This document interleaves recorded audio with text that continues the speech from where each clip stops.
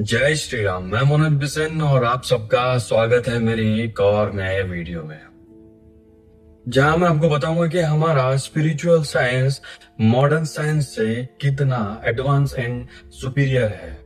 जिनको 30 सेकेंड और 1 मिनट में मजे चाहिए, उनके लिए मेरे पास कुछ भी नहीं है, वो पहली फुर्सत में यहाँ से जा सकते हैं। बहुत बहुत धन्यवाद। और जो मुझे अपना कीमती समय देकर के सुनना चाहते हैं, उनके साथ मैं बहुत ही कीमती जानकारी साझा करना चाहता हूँ। एक ऐसी जानकारी जो हमारे आपके जीवन में वैल्यू ऐड करती है, बट इट डिपेंड्स कि आप इसे कितनी गंभीरता से समझते हैं। And I'm feeling really very proud for this moment when I'm trying to describe how most significant and advanced is our spiritual science than this so-called modern science. That's where we are living in incredible Bharat. Bharat माता की जय। आज मैं माँ चामुंडा देवी के एक ऐसे स्वरूप का एक्सप्लेनेशन करने जा रहा हूं जो स्पिरिचुअल साइंस को मॉडर्न साइंस से ज्यादा एडवांस बता रहा हूं, जो वर्णन आज तक किसी ज्ञानी पुरुष, महात्मा, विद्वान, पंडित, धर्म के रक्षक, ज्ञानी, मूर्तिकार, चित्रकार, रचनाकार, doctor, engineer, philosopher, politician, actor, director किसी ने भी नहीं किया। क्योंकि सफेद चमड़ी वाले सुअर हमको बोल के गए कि बेटा, देवी देवताओं पर विश्वास करना और उनके द्वारा रची गई कथाओं और लीलाओं को जानने समझने की या मानने की कोशिश करना, यह महज एक मैथोलॉजी से ज्यादा कुछ भी नहीं। मतलब ये एक मिथ है, एक भ्रम है। यह सब मनगढ़ंत बातें हैं और काल्पनिक है। इनका असल जिंदगी में कोई भी एग्जिस्टेंस, एविडेंस और प्रूफ नहीं है। ये सारी बातें बेसलेस और प्रूफलेस है। तो आज मैं बताऊंगा आपको पुख्ता एविडेंसेस के साथ कि किस तरह हमारे देवी देवताओं की रची हुई कथाएं और अवतार स्वरूप आज जिस मॉडर्न साइंस को हम मान रहे हैं उससे बहुत ज्यादा सुपीरियर और एडवांस है। अब लोग बड़ी बड़ी बातें करेंगे कि हमको तो ये सब पहले से ही पता था, हमको तो ये पता है, ऐसा है वैसा है, ब्ला ब्ला ब्ला ब्ला। तो आज तक ऐसा किसी ने भी कोई भी एक्सप्लेनेशन किया हो जो ह्यूमन एनाटॉमी को स्पिरिचुअल साइंस के साथ कनेक्ट करता हो, जिसमें माँ के स्वरूप का ऐसा किसी ने वर्णन किया हो, तो प्लीज आज की डेट के पहले का वीडियो मुझे सेंड करिएगा, जिसमें माँ के अवतार को ह्यूमन एनाटॉमी के साथ में रिलेट करके मॉडर्न मेडिकल साइंस को डिकोड किया हो। मिलेगा ही नहीं, क्योंकि किसी ने किया ही नहीं। मैं यहां आपको यह बताने की कोशिश कर रहा हूं कि लाखों साल पहले लिए हुए देवी देवताओं के स्वरूप और कथाओं का वर्णन आज भी हमारे निजी जीवन में बहुत महत्वपूर्ण है और जीवन जीने की कला में उनसे हमें बहुत कुछ सीखना चाहिए।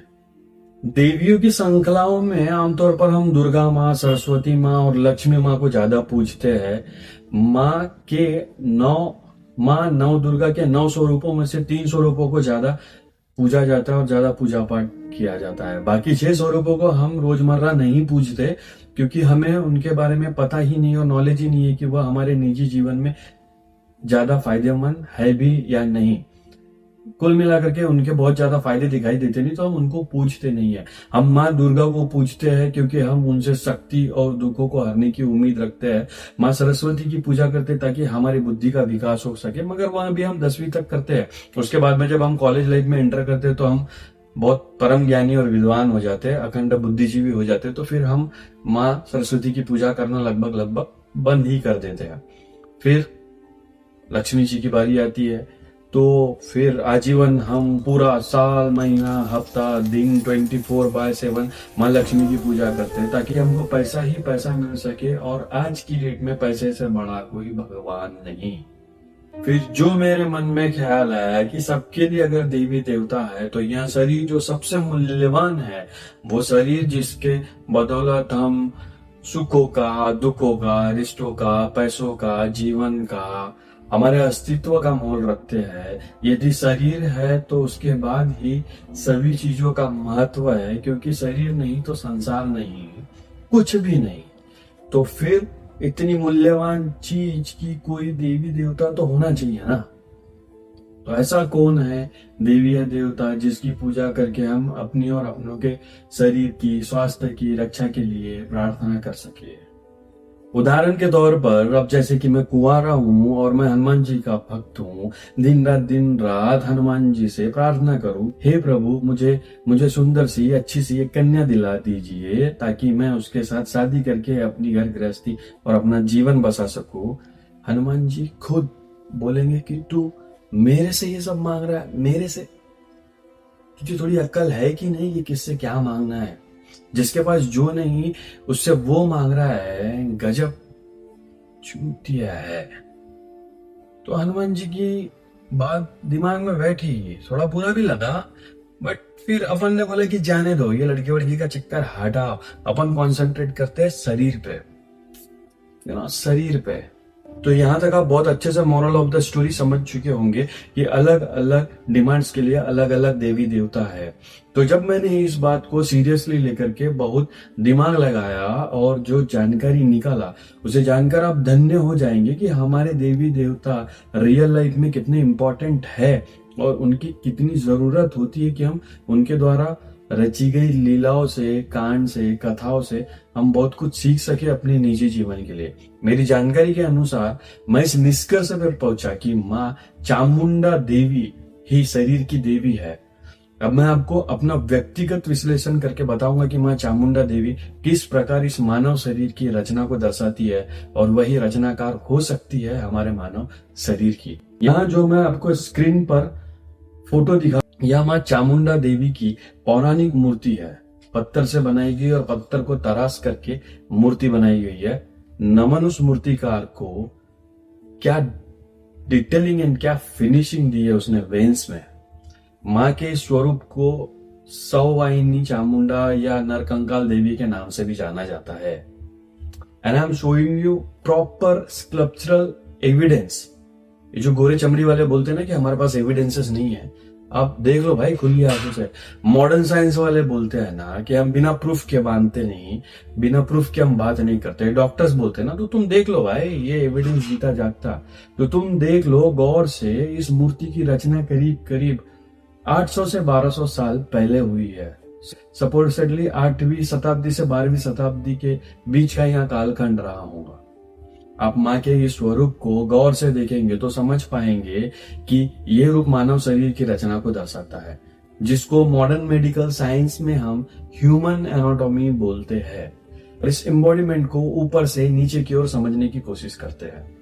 आप देख पा रहे होंगे कि सर पर तेज जलती हुई अग्नि प्रज्वलित है, मस्तिष्क की अग्नि जिसे हम कह सकते हैं, कॉग्निटिव एनर्जी। सिर पर प्रज्वलित अग्नि मेटाबॉलिक एनर्जी और मेंटल अलर्टनेस का प्रतीक है। दो मस्तिष्क होते हैं हमारे, एक ब्रेन और दूसरा गट, जो कि पेट में होता है, वो हमारा सेकेंड ब्रेन होता है। और मेटाबॉलिक एक्टिविटी को बनाए रखने के लिए जठर अग्नि की बहुत जरूरत पड़ती है। I mean that is the main aspect.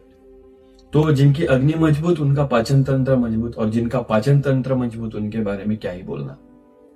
Sir पर प्रज्वलित अग्नि यह सिखाती और यह इस बात को दर्शाती है कि जिसकी बुद्धि की अग्नि तेज रहेगी वह जीवन को साकार और आकार दे पाएगा। जिसकी अग्नि मंद हुई, बुझ गई, वह मंद और स्थिर हो जाएगा। इसीलिए आपको सतत मस्तिष्क की अग्नि जलाए रखना है। जिसकी अग्नि तेज उसकी बुद्धि तेज। और माता के मूर्ति के आसपास में, और माता के मूर्ति में बहुत सारे जीव जंतुओं का भी विवरण किया गया है। जो जीव जंतु दिखाई दे रहे हैं वह हमारे शरीर के अंदर के माइक्रोबायोटा के बारे में वर्णन करते हैं, जिसे हम इम्यूनिटी समझ सकते हैं, good bacterias and micro organism समझ सकते हैं, वो सब जीव जंतुओं की लाइफ साइकिल को देख करके। अब जो सबसे महत्वपूर्ण रूप से दर्शाया गया है वह है पूरे शरीर में नसों का विस्तार, network of blood circulatory system. आप बारीकी से देख सकते हैं कि हर प्रकार की वेन्स की विजिबिलिटी को शो किया गया है। क्या आप समझ सकते हैं कि यह प्रदर्शन आपको क्या समझाने की कोशिश कर रहा है? आप देख सकते हैं कि दिल हाथ में रखा हुआ है, दिल हाथ में रखा हुआ है। इससे यह मैसेज मिलता है कि दिल इंपॉर्टेंट ऑर्गन है और इसे बहुत अच्छे से हैंडल विथ केयर करना पड़ेगा। मानो जैसे हम जान हथेली पर लेकर चल रहे हैं। मतलब वो यहाँ पर हार्ट हेल्थ की बात बता रहे हैं। आपके दिल को स्वस्थ रखना आपके हाथ में है, यह मैसेज मिलता है हमें इस मूर्ति को देख करके। और हाथ में कटा हुआ सर है।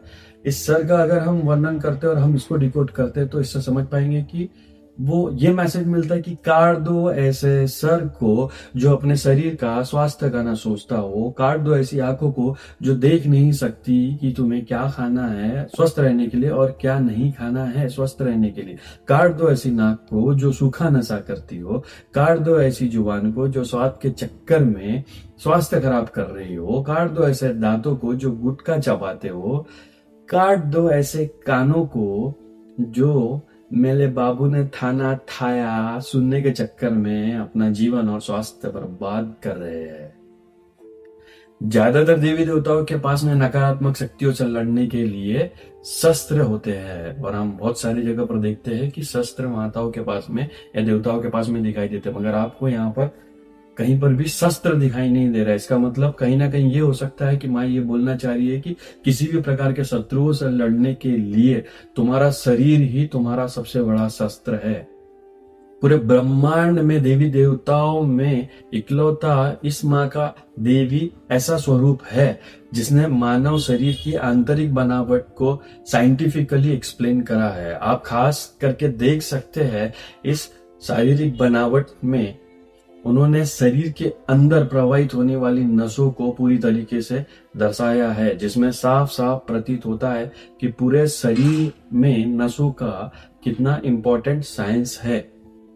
इमेजिन यह कितना बड़ा साइंस है जो हमने बहुत साल पहले एक्सप्लेन किया है। अब पूरी दुनिया को सर्कुलेटरी वेस्कुलर ब्लड सिस्टम के बारे में नॉलेज देते हैं, जिसे हिंदुस्तानियों ने कभी सीखने की कोशिश नहीं की, ना कभी जानने की कोशिश की, और जाना भी तो नजरअंदाज किया। हमारे ओल्ड एरा डॉक्टर्स जिन्हें हम वैद्यराज के नाम से जानते थे, या वे इतने नॉलेजेबल हुआ करते थे कि हाथ की नाड़ी देख करके पूरी बीमारियों का पता लगा लेते थे और उसी बेसिस पे वो ट्रीटमेंट भी किया करते थे। इतने नॉलेजेबल और इतने सुपेरियर थे हमारे मेडिकल साइंस में। और अब जो मेडिकल साइंस है उसमें तो डॉक्टर बिना टेस्ट के ट्रीटमेंट करने के लिए तैयार नहीं है। छींक आई तो टेस्ट कराओ, खांसी आई तो टेस्ट कराओ, बुखार है तो टेस्ट कराओ, बिना टेस्ट के तो काम ही नहीं चलता। Now can you strongly imagine how advanced and knowledgeable we were in terms of medical science to make the whole world understand and learn about human anatomy and the human skeletal system. मां चामुंडा की यह मूर्ति modern medical science को साफ साफ सिखा रही है कि आंतरिक और शारीरिक बनावट कैसे होती है, यानी मानव शरीर की रचना कैसे होती है। आप सब सब देख सकते हैं, स्कल, आई बॉल, आई सॉकेट्स, वर्टिब्रल कॉलम जैसे हम स्पाइन बोलते हैं, पेक्टोरियल गर्डल जिसे हम शोल्डर्स बोलते हैं, upper limbs, arms and hands, thoracic cage जो रीप केज होता है जो पसलियां होती है, pelvic girdle, hip, lower limbs, legs, feets and the entire vascular system for blood flow. और मैं दावे के साथ ये बोल सकता हूं कि 100% ये सब कुछ मॉडर्न साइंस ने हमारे इसी स्पिरिचुअल साइंस से सीखा है। साले ये बताते नहीं हमको, वो बात अलग है। अब जरा सोचिए कि इन्होंने मेडिकल साइंस हमसे नहीं सीखा तो फिर कहां से सीखा। इस पृथ्वी पर यदि अगर सबसे पहला सर्जन कोई माना जाता है तो वो है महर्षि सुश्रुत, जिन्हें फादर ऑफ सर्जरी के नाम से जाना जाता था। और वो टाइम था लगभग 2600 से 2800 साल पुराना। और अगर हम मेडिकल साइंस की बात करते हैं तो इसकी पैदाइश कुछ करीब लगभग 19वीं सदी में हुई और 20वीं सदी में इसका विस्तार हुआ। यानी रफली कुछ 200 से 250 साल पुराना इनका इतिहास है मॉडर्न मेडिकल साइंस का। हमारे पास 1200 से 1400 साल पुराना मेडिकल साइंस का स्कल्पचरल एविडेंस है। ये मूर्ति जो 2600 से 2800 साल पहले के फादर ऑफ सर्जरी है। पूरे विश्व को सर्जन हमने दिया, पूरे विश्व को डॉक्टर हमने दिया, तो मॉडर्न और एडवांस अंग्रेज लोग कैसे हो गए। हमारे पास सबसे ज्यादा मेडिसिनल प्लांट्स की वैरायटीज है, फिर भी एडवांस ये हो गए। क्या चूतिया काटा गया है हम हिंदुस्तानियों का। मैं आपसे एविडेंस के बेसिस पर बात कर रहा हूं और ये साले सफेद सुअर हमको मेथोलॉजी और सूडो साइंस का नाम देकर के खत्म करते आए। और कितने एविडेंसेस चाहिए इनको, मैं दूंगा धीरे धीरे करके। और हमारे देशवासी सबसे बड़े चूती है, उनकी हाँ में हाँ मिलाते आए। कहा 1200 से 1400 साल पुरानी बात, और कहाँ है ये 200 सवा 200 साल के लोग, कहीं आसपास भी नहीं है ये हमारे नॉलेज के बारे में। अब जिसको थोड़ी सी भी अकल होगी वो समझ जाएगा कि कौन किसको सिखा रहा है, 1200 साल वाला या ये सवा 200 साल वाला। अब इस माँ के स्वरूप को मूर्ति द्वारा जिस तरीके से मैंने डिकोड किया और जो मैं समझ पाया वो आपको समझाने की कोशिश करता हूं। अब वो दौर आ गया जहां पर हार्ट की वजह से बहुत सारे लोगों की जाने जा रही है, तो यहाँ एक संकेत है हमारे और आप सभी के लिए, हार्ट को स्पेशल इंपॉर्टेंस देना पड़ेगा। अब बहुत गौर से सुनना जो मैं आपको समझाने की कोशिश कर रहा हूं, इस बात को बहुत गंभीरता से अपने जीवन में लेना। अभी आप समझिए, पूरी बॉडी में सबसे इंपॉर्टेंट ऑर्गन है हार्ट, जो एक सेकंड में आपकी हमारी जान ले सकता है। हार्ट का क्या काम है? ब्लड को वेन्स में सप्लाई करना।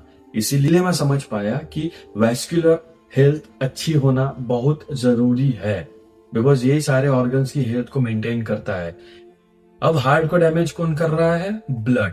वेन्स में ब्लड कंटेमिनेशन की वजह से क्लॉट्स बन रहे हैं, और उन्हीं क्लॉट्स की वजह से हार्ट में ब्लॉकेजेस हो रहे हैं और हार्ट अटैक और हार्ट फेल्यूर हो रहा है। तो कुल मिलाकर के इंसान के मरने का कारण क्या हुआ? ब्लड। इसीलिए माँ के इस स्वरूप में वेस्कुलर हेल्थ को अच्छा रखने के लिए वेन्स का पूरा तरीके से बॉडी में ब्लड सर्कुलेटरी सिस्टम को दिखाया गया है। बाप रे, क्या समझ सकते हैं आप? ये कितनी अद्भुत बात है, ये कितना बड़ा एक्सप्लेनेशन है कि यदि आपको हार्ट हेल्थ अच्छी रखनी है तो आपको वेस्कुलर हेल्थ बहुत अच्छी रखनी पड़ेगी। बिकॉज हार्ट को पंप करने के लिए आपकी वेन्स भी तो क्लीन होनी चाहिए। अगर फैट जमा रहेगा तो वो तो रिपल्स कर देता जलाएगा और आपके बीपी में बीपी में फर्क आ जाए। मगर हर कोई बाहरी ढांचे पर ही ध्यान दे रहा है।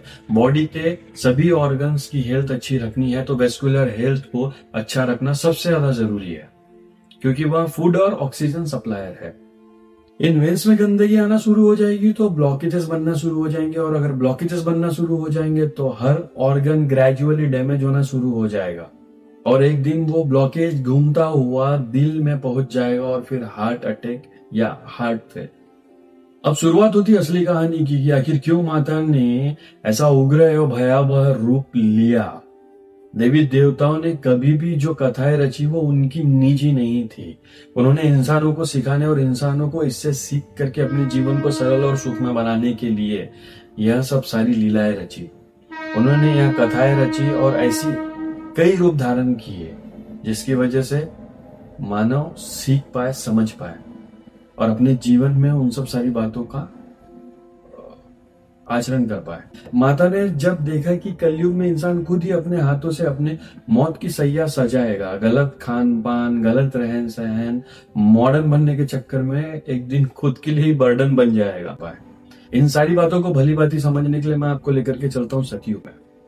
माँ चामुंडा ने इस विकराल रूप को धारण किया रक्तबीज नाम के राक्षस को मारने के लिए।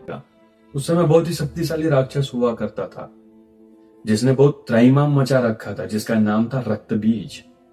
उस राक्षस का नाम रक्तबीज इसलिए पड़ा क्योंकि उसको वरदान था कि उसके खून की एक भी बूंद अगर जमीन पर गिरेगी तो वो सेम बूंद से एक और रक्तबीज पैदा होगा और वो भी उतना ही शक्तिशाली होगा। एक शक्तिशाली राक्षस फिर से पैदा होगा। लो कर लो बात। यहां पर भी हमने आपको क्लोनिंग के बारे में बता दिया। आप डीएनए से क्लोनिंग वाला जो कंसेप्ट है आप समझ सकते हो, जो मॉडर्न मेडिकल साइंस ने बाद में उसके ऊपर में इंप्लीमेंट किया और काम किया। तो जब माँ की लड़ाई इसके साथ में होती है और उसका रक्त जमीन पर गिरता था, उसी के रक्त की बूंदों से बहुत सारे रक्तबीज पैदा होते थे। उसका रक्त जमीन पर ना गिरे, इसीलिए माँ चामुंडा ने अपनी जीभ का आकार उस पूरे लड़ाई क्षेत्र में इतना बढ़ा दिया कि उसकी बूंद माता की जीवली पर गिरती थी और वो माँ फिर उसको खून को निगल लेती थी, जिससे उसका अंत हुआ। और इस पूरे तरीके से राक्षस के पूरे खून को, रक्तबीज को माता ने अपने अंदर, अपने नसों में समाया। परंतु माँ को पता था कि कलयुग में रक्तबीज राक्षस लौट कर आएगा, इसलिए माँ ने उस प्रकार का अवतार लिया और अब वो समय आ गया है जब कलयुग में रक्तबीज लौट आया है और बहुत सारे लोगों की जानें ले रहा है। इन सारी बातों को समझने के लिए आइए लौट आते हैं वापस कलयुग में। ब्लड, हिंदी में इसका मतलब क्या हुआ? रक्त। और ब्लड क्लॉट्स क्या हुए? रक्त बीज। ये आप समझिए, ये ठीक उसी रक्त बीज राक्षस की तरह है जहां ब्लड से ब्लड क्लॉट्स बन रहे हैं और हार्ट अटैक की वजह से लोगों की जाने जा रही है। आप इसको रिलेट करिए।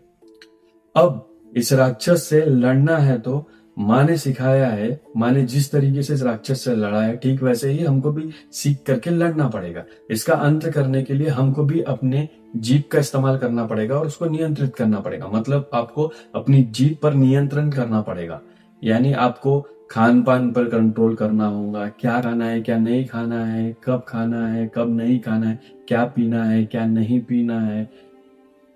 और जुबान साफ रखो ताकि दिल में गंदगी ना हो, दिल में मैल ना हो। बोलचाल में भी जुबान संयमित रखो। इससे भी हाई बीपी और लो बीपी में कंट्रोल होता है, क्योंकि जब आप झगड़ा करते तो आपका बीपी किस तरीके से हाई हो जाता है, तो हाई लो का फर्क पड़ता है और वो डायरेक्ट हार्ट को डैमेज करता है जब हार्ट में बीपी का चेंज आता है। लोगों के साथ बातचीत करो ताकि आपका मन हल्का हो। बहुत ज्यादा बोझ लेकर के दिल और दिमाग में मत चलिए। वो बोलते हैं ना कि यदि दिल खोल लेते यारों के साथ तो नहीं खोलना पड़ता औजारों के साथ। नसों के अंदर ही इस रक्त बीज का विनाश होगा, इसलिए आपको vascular health and cardiac health maintain करनी होगी। अगर आप समझ सको तो समझिए कितनी बड़ी बात है ये, जिसके लिए आपको वेन्स को प्रायोरिटी देकर के स्पेशल केयर करनी पड़ेगी। इसलिए माँ की मूर्ति में नसों के जाल का नेटवर्क ऑफ वेसल्स दिखाई देती है, ताकि शरीर में नाड़ी तंत्र कितना महत्वपूर्ण है यह सीखा जा सके। नर्व्स का नेटवर्क दिखता है पूरी तरीके से बॉडी में। अपने उटपटांग जीभ के टेस्ट के लिए खाना पीना नियंत्रित करना होगा। हंस खेल बोल करके अपने जीभ का इस्तेमाल करना होगा। आप देख सकते हैं पूरे बॉडी में जिस तरीके से नर्व्स का नेटवर्क है, वो नेटवर्क बहुत इंपॉर्टेंट है, ये दर्शाने की कोशिश करती है भगवती। और इस रक्तबीज राक्षस का पैटर्न समझो। खून की बूंद गिरती थी और राक्षस पैदा होता था। उसी बूंद की वजह से आदमी गिरता हुआ दिखाई देता है जमीन पर। Drop types, right? कोई यहाँ गिर रहा है, कोई वहां गिर रहा है, कोई खेलते कूदते यहाँ बूंद की तरह गिर जाता है, एक बूंद की तरह गिर जाता है। कोई जिम करते गिर रहा है, कोई चलते फिरते, कोई नाचते गाते। कॉमन पैटर्न ड्रॉप की तरह गिरना और लाइफ का खत्म हो जाना। लक्षण है रक्त बीज, ये लक्षण और ये पैटर्न है रक्त बीज का, गिरना और लाइफ खत्म। ये पैटर्न मल्टीपल होते चला जा रहा है, डाउन एंड आउट। और इस प्रकार रक्त बीज नसों के अंदर प्रवाहित है। उसे नष्ट करने के लिए नसों की ताकत को बड़ा करना पड़ेगा। इसके लिए हमें अपनी वेस्कुलर हेल्थ अच्छी करनी होगी, हमें एक्सरसाइजेस करनी होंगी, अपने ब्लड फ्लो को बहुत अच्छे से मेंटेन करना होगा ताकि ब्लड क्लॉट होने की पॉसिबिलिटीज कम हो जाए। इसके लिए हमें cardiovascular exercises, stretching, mobility, jumping, running exercises पर काम करना होगा। आपकी वेस्कुलर हेल्थ अच्छी रहेगी तो हर ऑर्गन की हेल्थ बहुत अच्छी रहेगी। और यही सब चीजों को ध्यान में रखते हुए आज से मैं अपने जीवन में माँ चामुंडा देवी के इस स्वरूप की पूजा करूंगा ताकि मेरा शरीर लंबे समय तक सुरक्षित रहे, निरोगी इस पृथ्वी पर सरवाइव कर सके। क्योंकि शरीर हमें उपहार स्वरूप प्रदान किया गया है, यह हमें उपहार स्वरूप प्रदान किया गया है इस देवी द्वारा। यही कारण है जो हमारे हाथ में ना जन्म होता है ना मृत्यु होता। तो जरा वापस से एक बार हमको आपको चिंतन मनन करने की जरूरत है, इंट्रोस्पेक्ट करने की जरूरत है कि हम लाखों साल पहले जिन देवी देवताओं ने हमारे लिए अवतार लेकर के सनातनियों के पास ये एविडेंस दिया, और हमारा दुर्भाग्य है कि हम ये सब चीज देख तो पाए मगर उसको सीख नहीं पाए और अपने लाइफ में इंप्लीमेंट नहीं कर पाए। और यही कारण है कि हम अंग्रेजों को फॉलो करते चले गए, उनकी लाइफस्टाइल को फॉलो करते चले गए और आज अपना हेल्दी लाइफस्टाइल छोड़ करके बहुत सारी बीमारियों में घिर चुके हैं। और फिलहाल अब ये बदहाल हो चुका है कि हम बहुत सारी बीमारियों के चलते फिरते मॉडल बन चुके हैं और इसकी वजह से अब बेमौत मर भी रहे। तो कुल मिलाकर के मेरा बोलना यही है, अगर इस पृथ्वी पर स्वास्थ्य शरीर और जीवन को दीर्घायु करने के लिए अगर किसी से प्रार्थना करनी चाहिए तो वो है माँ Chamunda Devi. From Satyug to Kalyug, she is the only goddess of human anatomy on entire planet.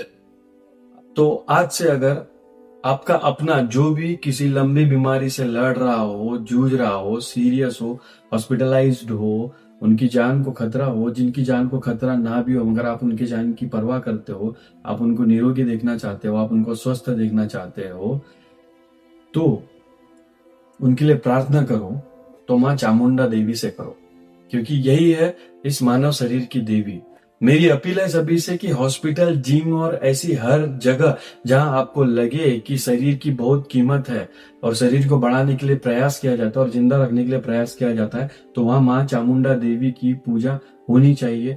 चाहे आप मूर्ति रखो, चाहे आप एक फोटो रखो। अगर आप मेरी बात समझ पा रहे हैं तो इस बात की गंभीरता को भी समझे। और अगर किसी एक इंसान ने भी मां चामुंडा की एक फोटो लगा दी और हाथ जोड़ करके प्रार्थना कर ली, तो मैं समझूंगा कि मैंने 143 करोड़ लोगों में से एक इंसान को जगाया है और ये मेरी जिंदगी की सबसे बड़ी जीत होगी। जय मां चामुंडा।